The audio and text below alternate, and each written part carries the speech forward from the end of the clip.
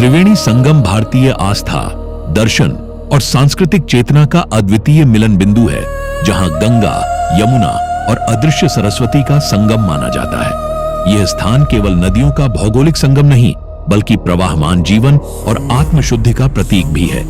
यहाँ की जलधारा में स्नान को आत्मशोधन, पितरों के तर्पण और संकल्प की सिद्धि से जोड़ा जाता है। विशेषतः माघ मेले और कुंभ पर्व के समय यह स्थल आध्यात्मिक ऊर्जा का विराट केंद्र बन जाता है, जहां लाखों श्रद्धालु एक साथ आकर मानव एकता और विश्वास की अनुभूति करते हैं।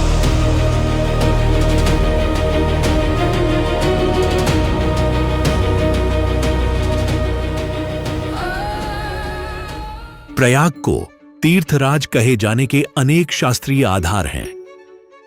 सृष्टि के आरंभ में ब्रह्मा ने यहां प्रथम यज्ञ किया, इसलिए इसे प्रयाग कहा गया।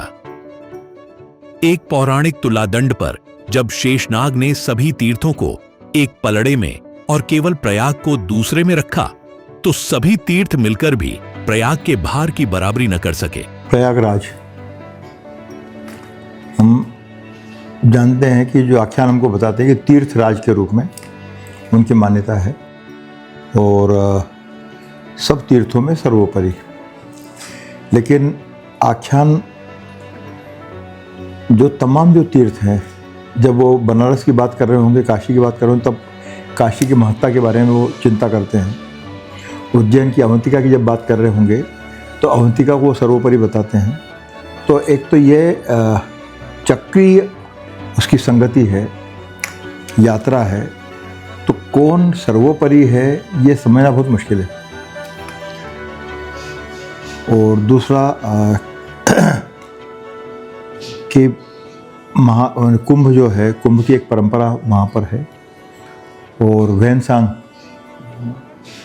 जो विदेशी यात्री हैं, वो 6वीं शताब्दी ईसा में कुंभ को उनने विटनेस किया था, देखा था उनने, उसका जिक्र भी किया है। तो लगभग उसकी जो कुंभ की जो जानकारी हमको मिलती है ज्ञात इतिहास के रूप में, वो करीबन 1200-1400 साल के आसपास तो मिली जाती है। चीनी यात्री वेनसांग ने प्रयाग में धार्मिक सभाओं का विस्तृत वर्णन किया। यह मेला प्रतिवर्ष माघ मास, जनवरी से फरवरी में 45 दिनों के लिए आयोजित होता है। पौष पूर्णिमा से महाशिवरात्रि तक कल्पवास परंपरा माघ मेले की विशिष्ट साधना है। वेदों में कल्प का अर्थ चारों युगों की संपूर्ण अवधि है। कल्पवास के 4 स्तंभ हैं: निवास, संगम तट पर सादगी से रहना, स्नान प्रतिदिन 3 बार, ब्रह्म मुहूर्त में पहला स्नान, आहार, एक समय सात्विक भोजन, और संयम, ब्रह्मचर्य, सत्य भाषण। 12 वर्ष लगातार कल्पवास का अपार धार्मिक महत्व है, जिसके पश्चात शय्या दान, बिस्तर और सामग्री का दान किया जाता है। कुंभ मेले की उत्पत्ति समुद्र मंथन की पौराणिक कथा से जुड़ी है। भागवत पुराण, विष्णु पुराण और महाभारत में वर्णित है कि जब अमृत कुंभ प्रकट हुआ, इंद्रपुत्र जयंत ने उसे लेकर आकाश में उड़ान भरी। 12 दैविक दिनों, 12 मानव वर्ष के संघर्ष में अमृत की 4 बूंदें पृथ्वी पर गिरी। प्रयागराज, हरिद्वार, नासिक और उज्जैन में। ये प्रयागराज ही कल्पवास के लिए भी एक तरह से सर्वश्रेष्ठ तीर्थ के रूप में मान्य है। लेकिन कल्पवास क्या है, तो यहाँ से कहानी थोड़ी सी फर्क होती है। माघ मकर गति रवि जब होई, तीरथ पति ही आव सब कोई। तीर्थराज प्रयाग में जब मकर राशि पर सूर्य जाते हैं, तो सारे तीर्थ देवता जितने हैं, नद, किन्नर, पर्वत, पहाड़, सूर्य देवता, मुनि, नाग, सब यहाँ आके वास करते हैं। और वही कल्पवास 1 महीना जो माघ पुष पूर्णिमा से लेके माघ पूर्णिमा तक ले रहते हैं। सारे देवता स्नान करते हैं, राखियाँ वास करते हैं। और वही कल्पवास की महिमा है कि यहाँ लोग आते हैं, गंगा जी का स्नान करते हैं, पंडों को दान देते हैं, दक्षिणा देते हैं, फिर आके हवन, पूजन, जप, तप, तपस्या के लिए कि हमारा अगला जन्म शुभमय हो, मंगलमय हो और मुक्ति साधन धाम मोक्ष कर द्वार। ये शरीर जो मिली है मोक्ष की प्राप्ति के लिए मिली है। इसलिए वो मोक्ष की प्राप्ति के लिए लोग भगवान विष्णु का ये द्वादश बेड़ी माधव है, विष्णु क्षेत्र है। काशी जो है शिव क्षेत्र है, वहाँ मृतक के कान में भगवान शंकर भोलेनाथ जी राम मंत्र, तारक मंत्र माने राम मंत्र डालते तो मुक्त होता। लेकिन विष्णु क्षेत्र में आदमी शरीर छोड़ता है तो वैकुंठ में प्राप्त हुआ था। प्रयाग में भगवान विष्णु 12 रूपों में निवास करते हैं, जिन्हें द्वादश माधव कहा जाता है। बिंदु माधव, वेणी माधव, शारंग माधव, अद्वेणी माधव, मनोहर माधव और अन्य। त्रिदेव यहां इस प्रकार निवास करते हैं। ब्रह्मा उत्तर में प्रजापति क्षेत्र, विष्णु वेणी माधव रूप में और महेश्वर अक्षय वट रूप में।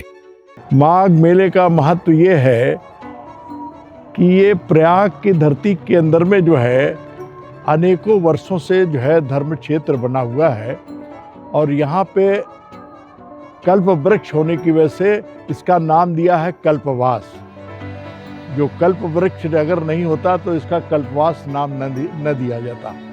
तो कल्प वृक्ष होने से इसका कल्पवास करते हैं, और कल्पवास का बड़ा पौराणिक महत्व है।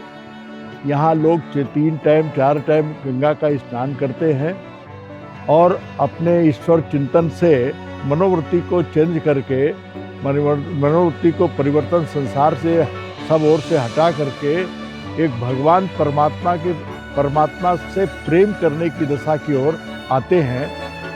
ये गंगा जी भगवत चरणों से प्राप्त है, तो भगवत चरणों पे यहाँ आवास करने वाले ये भगवत चरणों में हमारा भी उसी प्रकार प्रेम हो जैसे गंगा जी का जो है भगवान के चरणों से प्रेम हुआ है। और यहाँ आज व्यक्ति जो है रह करके स्नान करता है 3 टाइम और 1 टाइम फलाहार करके भगवत चिंतन ज़्यादा से ज़्यादा करता है।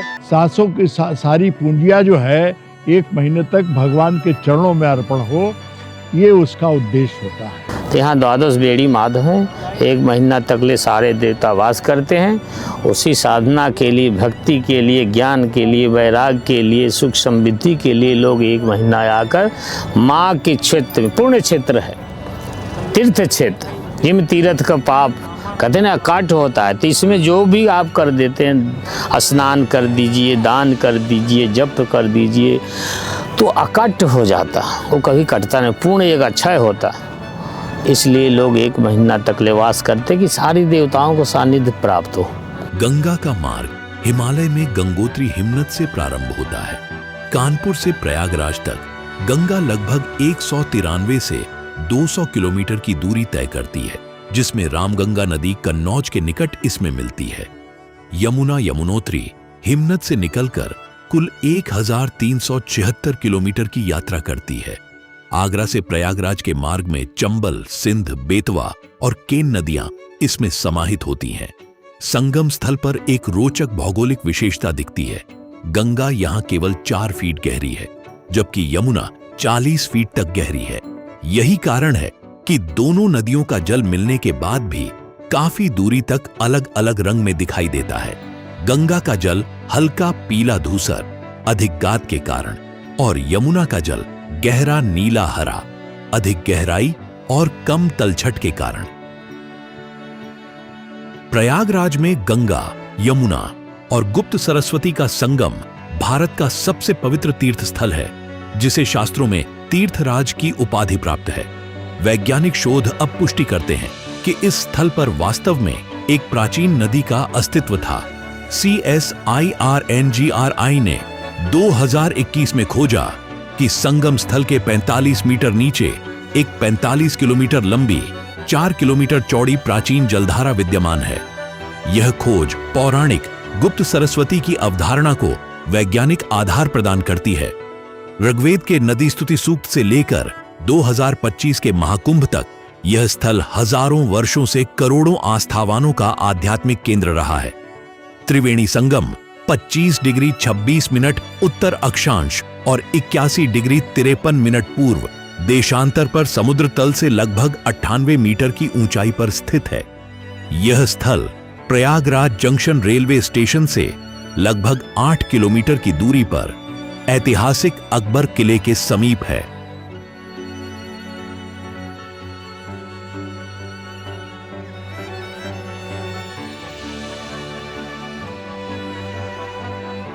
यहाँ पर प्रयाग तीर्थराज में हम जहाँ बैठे हैं, इसके ठीक पीछे पूर्व दिशा में सोमेश्वर महादेव का मंदिर है।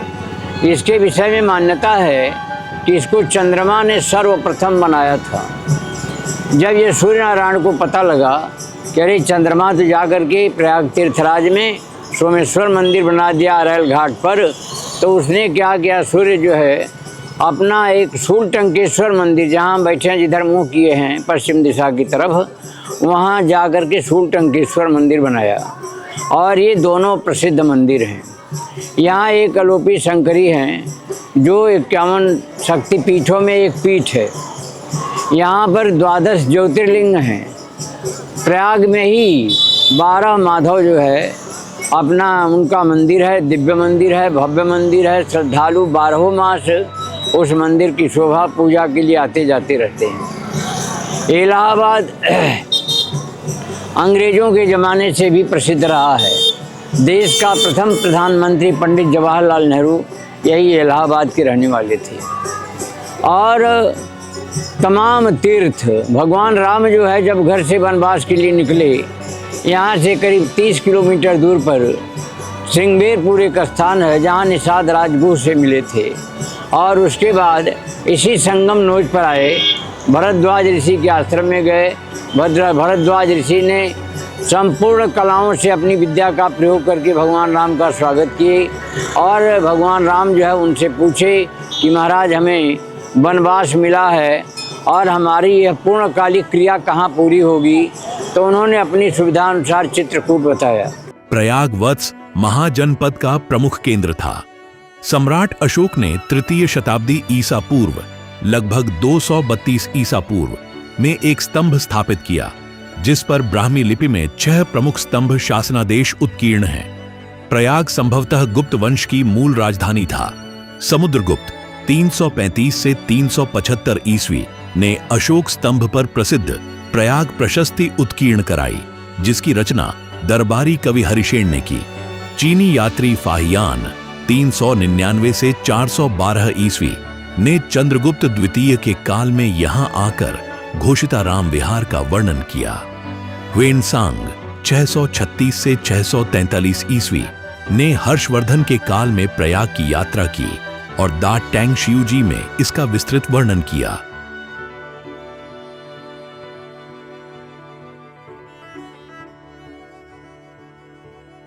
(1575) में सम्राट अकबर ने प्रयाग की यात्रा की और त्रिवेणी संगम की रणनीतिक स्थिति से प्रभावित होकर किला निर्माण का आदेश दिया। 1583 तक पूर्ण हुए इस किले का नाम उन्होंने इलाहाबास, ईश्वर का निवास रखा। शाहजहां के काल में नगर का नाम इलाहाबाद हो गया। 765 में बक्सर युद्ध के पश्चात किले पर ब्रिटिश सेना का अधिकार हुआ। 1857 के स्वतंत्रता संग्राम में यह प्रमुख केंद्र रहा। 1 नवंबर 1858 को इलाहाबाद एक दिन के लिए भारत की राजधानी बना, जब लॉर्ड कैनिंग ने रानी विक्टोरिया की घोषणा यहां पढ़ी। 1866 में इलाहाबाद उच्च न्यायालय और 1887 में इलाहाबाद विश्वविद्यालय की स्थापना हुई। स्वतंत्रता आंदोलन में आनंद भवन 1900 में मोतीलाल नेहरू द्वारा क्रय कांग्रेस का मुख्यालय बना। जवाहरलाल नेहरू 14 नवंबर 1889 और इंदिरा गांधी 19 नवंबर 1917 का जन्म यहीं हुआ। 27 फरवरी 1931 को चंद्रशेखर आजाद ने अल्फ्रेड पार्क में अंतिम संघर्ष किया। 16 अक्टूबर 2018 को मुख्यमंत्री योगी आदित्यनाथ के नेतृत्व में उत्तर प्रदेश मंत्रिमंडल ने इलाहाबाद का नाम पुनः प्रयागराज कर दिया।